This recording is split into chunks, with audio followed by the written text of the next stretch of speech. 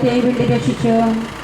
സങ്കീർത്തന പുസ്തകം 142 അധ്യായം 4 തിരുവചനം ഇപ്രകാരം പറയുന്നു: വലതുവശത്തേക്ക് നോക്കി ഞാൻ കാത്തിരിക്കുന്നു, എന്നാൽ ആരും എന്നെ ശ്രദ്ധിക്കുന്നില്ല. ഒരു രക്ഷാകേന്ദ്രവും എനിക്ക് അവശേഷിക്കുന്നില്ല, ആരും എന്നെ പരിഗണിക്കുന്നുമില്ല. പ്രിയപ്പെട്ടവരെ, 166 കിലോഗ്രാം ഭാരമുള്ള കുരിശുമായി യേശു വീഴുന്നതായിട്ടാണ് ഈ സ്ഥലത്ത് നാം ധ്യാനിക്കുന്നത്.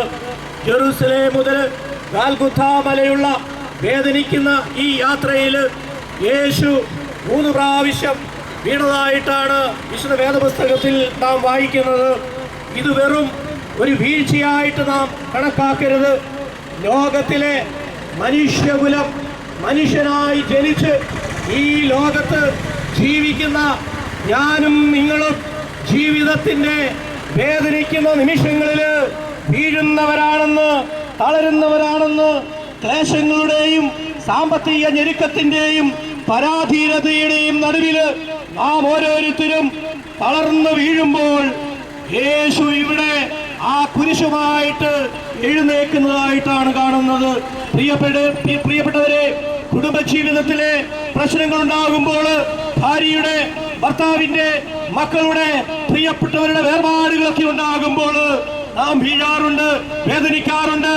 അപ്പോൾ കുരിശുമായിട്ട് 1 പ്രാവശ്യം വീണ ഈ കർത്താവിലേക്ക് നോക്കി സകലത്തിന്റെ ഈ നിമിഷം സന്തോഷമായി തീരുവാൻ നമുക്ക് ഈ സ്ഥലം ധ്യാനിക്കാം.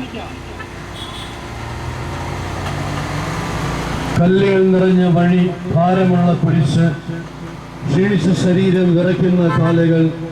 അവിടുന്ന് മുഖം കുത്തി നിലത്ത് വീഴുന്നു, മുട്ടുകൾ പൊട്ടി രക്തമൊലിക്കുന്നു. യൂതന്മാർ അവിടുത്തെ പരിഹസിക്കുന്നു, പട്ടാളക്കാർ അടിക്കുന്നു, ജനക്കൂട്ടം ആർപ്പ് വിളിക്കുന്നു. അവിടുന്ന് മിണ്ടുന്നില്ല. ഞാൻ സഞ്ചരിക്കുന്ന വഴികളിൽ അവർ എനിക്ക് കെണികൾ വെച്ചു. ഞാൻ വലത്തേക്ക് തിരിഞ്ഞു നോക്കി, എന്നെ അറിയുന്നവർ ആരുമില്ല. ഓടി ഒളിക്കുവാൻ ഇടമില്ല, എന്നെ രക്ഷിക്കുവാൻ ആളുമില്ല. അവിടുന്ന് നമ്മുടെ ഭാരം ചുമക്കുന്നു, നമുക്ക് വേണ്ടി അവിടുന്ന് സഹിച്ചു. കർത്താവേ, ഞാൻ വഹിക്കുന്ന കുരിശിനും ഭാരമുണ്ട്. പലപ്പോഴും കുരിശിനോടുകൂടി ഞാൻ നിലത്ത് വീണു പോകുന്നു. മറ്റുള്ളവർ അത് കണ്ട് പരിഹസിക്കുകയും എൻ്റെ വേദന വർദ്ധിപ്പിക്കുകയും ചെയ്യാറുണ്ട്. കർത്താവേ, എനിക്ക് വീഴ്ചകൾ ഉണ്ടാകുമ്പോൾ എന്നെ തന്നെ നിയന്ത്രിക്കുവാൻ എന്നെ പഠിപ്പിക്കണമേ. കുരിശ് വഹിക്കുവാൻ ശക്തിയില്ലാതെ ഞാൻ തളരുമ്പോൾ എന്നെ സഹായിക്കണമേ. സ്വർഗ്ഗസ്ഥനായ ഞങ്ങളുടെ പിതാവേ, അങ്ങയുടെ നാമം പൂജിതമാകണമേ.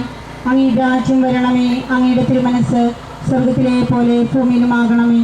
ഞങ്ങൾക്ക് തരണമേ. ഞങ്ങളോട് ചെയ്യുന്നവരോട് ഞങ്ങൾ ക്ഷമിക്കുന്നത് പോലെ ഞങ്ങളുടെ തെറ്റുകൾ ഞങ്ങളോട് ക്ഷമിക്കണമേ. ഞങ്ങളെ പ്രലോഭനത്തിൽ ഉൾപ്പെടുത്തരുതേ, പിന്നെയും ഞങ്ങളെ രക്ഷിക്കണമേ. നന്മ നിറഞ്ഞ മറിയമേ, സ്വസ്തി, കർത്താവ് അങ്ങയുടെ കൂടെ സ്ത്രീകളിൽ അങ്ങ് അനുഗ്രഹിക്കപ്പെട്ടവളാകുന്നു. അങ്ങയുടെ ഉദരത്തിന് ഫലമായി യേശു അനുഗ്രഹിക്കപ്പെട്ടവനാകുന്നു. പരിശുദ്ധ മറിയമേ, തമ്പുരാന്റെ അമ്മേ, പാപികളായ ഞങ്ങൾക്ക് വേണ്ടി ഇപ്പോഴും ഞങ്ങളുടെ മരണസമയത്തും തമ്പുരാനോട് അപേക്ഷിക്കണമേ. കർത്താവേ അനുഗ്രഹിക്കണമേ. കർത്താവേ അനുഗ്രഹിക്കണമേ. പരിശുദ്ധ മാതാവേ,